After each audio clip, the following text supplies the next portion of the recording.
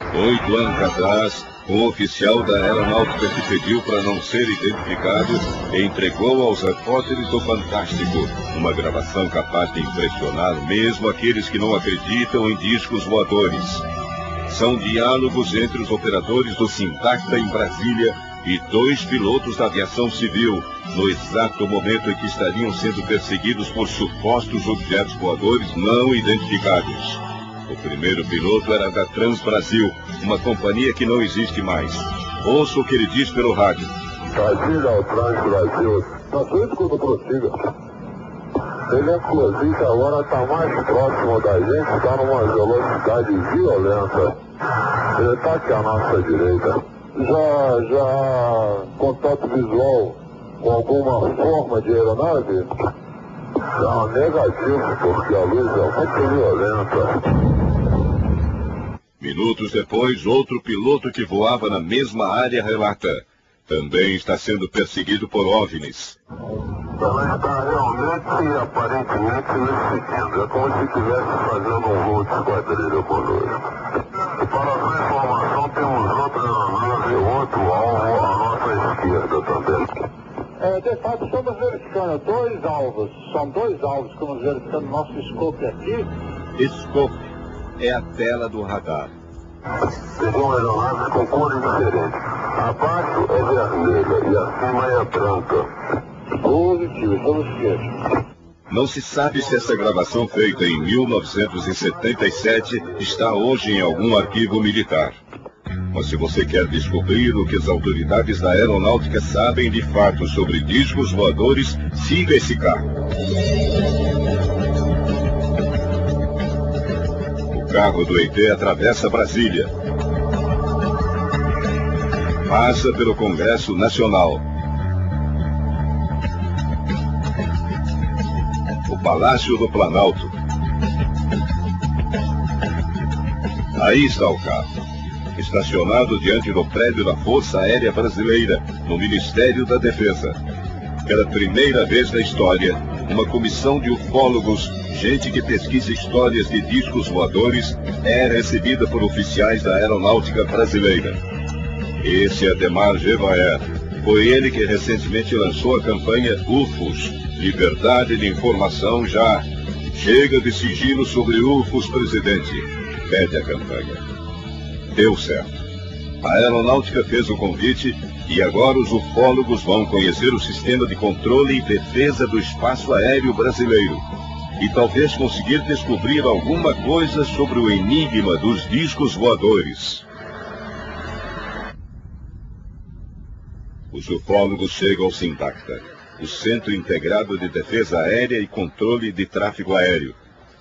São recebidos pelo brigadeiro Teres Ribeiro, o chefe do Centro de Comunicação Social da Aeronáutica, que anuncia: o comando determinou que as informações sobre OVNIs fossem liberadas. Ele determinou que tudo que nós temos fosse aberto.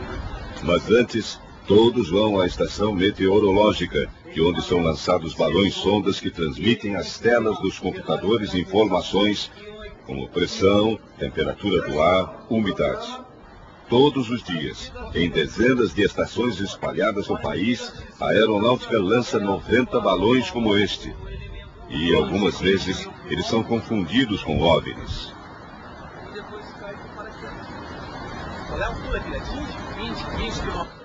Centro de Controle de Área de Brasília. Aqui se trabalha para garantir a segurança dos voos. Os aviões em trânsito são indicados nas telas dos radares por esses códigos em laranja, chamados etiquetas. Por exemplo, isso aqui fica Palmas do Tocantins, né? Já aqui é São Paulo. Então você vê que é uma área bem abrangente. Aqui está Vitória do Espírito Santo, o Rio de Janeiro, Cuiabá está logo aqui em cima e Brasília, Anápolis aqui. Se um OVNI surgisse agora no céu, como ele apareceria nesta tela? Ele apareceria como um avião normal, porém sem a etiqueta, porque a etiqueta ela traz a informação desse código que o piloto tem. Uma imagem radar que não esteja seguindo um plano de voo, que não siga os procedimentos previstos, ela passa a ser monitorada pela Defesa Aérea. Em determinado momento, em função do seu comportamento, o piloto de caça pode vir a ser acionado. Se porventura ele apenas visualiza uma luz, para o piloto de caça, a missão dele é defender o espaço aéreo. Se aquela luz, por exemplo, ela desaparece de uma hora para outra, deixou de ser não é nem uma ameaça, deixou de ser um tráfego desconhecido, ele passou a não existir mais. O piloto de caça retorna para sua base e a partir daí o papel da Força Aérea se encerra. Este é o formulário do Comando da Aeronáutica que os pilotos que avistam OVNIs e outras testemunhas devem preencher. Tráfego hotel é o código que se usa na aeronáutica para designar esses casos. Houve um contato próximo? Um contato imediato com o objeto? Qual era a forma? A cor? O tamanho? A velocidade? Estava parado no ar? Voou em zigue-zague? CONDABRA, Comando de Defesa Aeroespacial Brasileiro. Aqui raramente é permitido o ingresso de câmeras. O repórter do Fantástico entrou e viu o seguinte. Sobre uma mesa na sala, que é o centro de decisão da Defesa Aeroespacial Brasileira, havia 3 pastas de documentos que os ufólogos puderam examinar. Na primeira pasta estava o depoimento prestado em 1954 por um comandante da Varig, Najib Ayub, que relatou ter visto um objeto voador não identificado no Rio Grande do Sul. A segunda pasta continha os relatos dos pilotos envolvidos na perseguição a 21 OVNIs sobre São Paulo, São José dos Campos e Rio de Janeiro. O episódio ocorreu em maio de 1986, foi divulgado pelo próprio ministro da Aeronáutica Otávio Moreira Lima e apareceu em reportagens do Fantástico. A defesa aérea me solicitou naquele instante que eu fosse para cima do alvo e tentasse identificar o que era. Deram uma luz muito forte. Na terceira pasta estava o relatório do mais impressionante caso da ufologia brasileira, a Operação Prato. Uma investigação sobre OVNIs comandada em 1977 no Pará por este homem, o coronel Uirangê Holanda, morto em 1997. Nós detectamos pelo menos 9 formas de objetos. Sondas, naves, forma de disco voador. Todos os relatórios eram encaminhados pelo primeiro comando a Brasília. Estas são cópias de originais que estavam na pasta da Aeronáutica. O repórter do Fantástico teve acesso à sala do CONDABRA, onde estão todos os arquivos secretos a respeito de OVNIs. Eles são guardados no armário de metal, nas últimas 2 gavetas, e organizados em pastas, uma para cada ano, desde 1954. Segundo o regulamento da Aeronáutica, os documentos receberam a classificação de confidenciais e ainda não podem ser abertos ao público. A gente verifica o acontecido através dos relatos e das coisas que os nossos radares plotam e se junta tudo numa pasta só e faz a leitura e não se chega a uma conclusão, não se chega a ter uma investigação completa, porque nós não temos, acreditamos nós, capacidade técnica, científica para chegar a uma conclusão a respeito de uma coisa que não se conhece aprofundadamente. A campanha continua.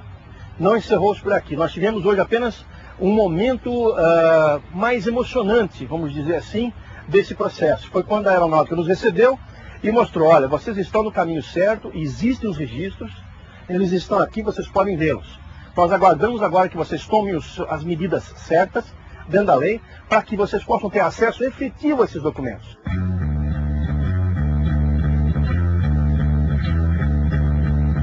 Era da Transbrasil, uma companhia que não existe mais. Ouça o que ele diz pelo rádio. Brasília ao Transbrasil. Tá doido quando prossiga. Ele, inclusive, agora está mais próximo da gente, está numa velocidade violenta. Ele está aqui à nossa direita. Já contato visual com alguma forma de aeronave? Não, negativo, porque a luz é muito violenta. Minutos depois, outro piloto que voava na mesma área relata. Também está sendo perseguido por OVNIs.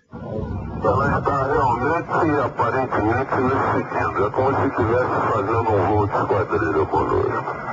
E para a sua informação, temos outra nave, outro alvo à nossa esquerda também. De fato, estamos verificando 2 alvos. São 2 alvos que estamos verificando no nosso scope aqui. Scope é a tela do radar. Seriam aeronaves com cores diferentes. Abaixo é vermelha e acima é branca. Positivo, estamos cientes.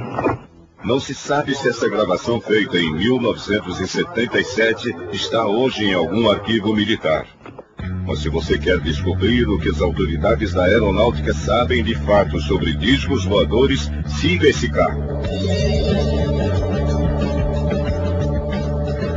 O carro do ET atravessa Brasília. Passa pelo Congresso Nacional. O Palácio do Planalto. Aí está o carro, estacionado diante do prédio da Força Aérea Brasileira, no Ministério da Defesa. Pela primeira vez na história, uma comissão de ufólogos, gente que pesquisa histórias de discos voadores, é recebida por oficiais da aeronáutica brasileira. Esse é Ademar Gevaert. Foi ele que recentemente lançou a campanha UFOS, Liberdade de Informação Já. Chega de sigilo sobre UFOS, presidente. Pede a campanha. Deu certo. A aeronáutica fez o convite e agora os ufólogos vão conhecer o sistema de controle e defesa do espaço aéreo brasileiro. E talvez conseguir descobrir alguma coisa sobre o enigma dos discos voadores. Os ufólogos chegam ao Sintacta, o Centro Integrado de Defesa Aérea e Controle de Tráfego Aéreo. São recebidos pelo brigadeiro Teres Ribeiro, o chefe do Centro de Comunicação Social da Aeronáutica, que anuncia: o comando determinou que as informações sobre OVNIs fossem liberadas. Ele determinou que tudo que nós temos fosse aberto. Mas antes, aí está o carro, estacionado diante do prédio da Força Aérea Brasileira, no Ministério da Defesa. Pela primeira vez na história, uma comissão de ufólogos, gente que pesquisa histórias de discos voadores, é recebida por oficiais da aeronáutica brasileira. Esse é Ademar Gevaert. Foi ele que recentemente lançou a campanha UFOS, Liberdade de Informação Já. Chega de sigilo sobre UFOS, presidente. Pede a campanha. Deu certo. A aeronáutica fez o convite e agora os ufólogos vão conhecer o sistema de controle e defesa do espaço aéreo brasileiro. E talvez conseguir descobrir alguma coisa sobre o enigma dos discos voadores. Os ufólogos chegam ao Sintacta, o Centro Integrado de Defesa Aérea e Controle de Tráfego Aéreo. São recebidos pelo brigadeiro Teres Ribeiro, o chefe do Centro de Comunicação Social da Aeronáutica, que anuncia: o comando determinou que as informações sobre OVNIs fossem liberadas.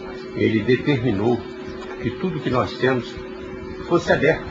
Mas antes, todos vão à estação meteorológica, de onde são lançados balões sondas que transmitem às telas dos computadores informações como pressão, temperatura do ar, umidade.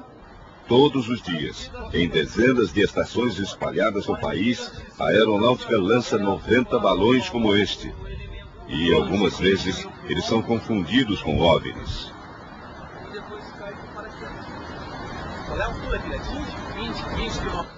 Centro de Controle de Área de Brasília.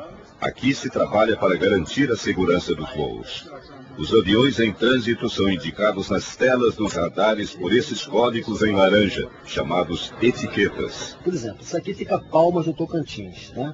Já aqui é São Paulo. Então você vê que é uma área bem abrangente. Aqui está Vitória do Espírito Santo, o Rio de Janeiro, Cuiabá está logo aqui em cima e Brasília, Anápolis aqui. Se um OVNI surgisse agora no céu, como ele apareceria nesta tela?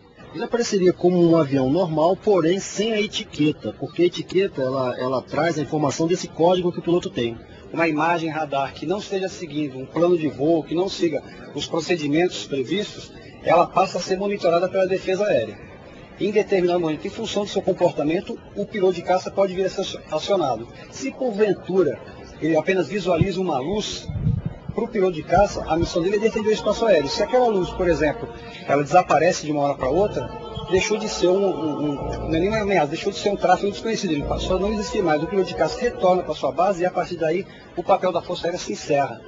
Este é o formulário do Comando da Aeronáutica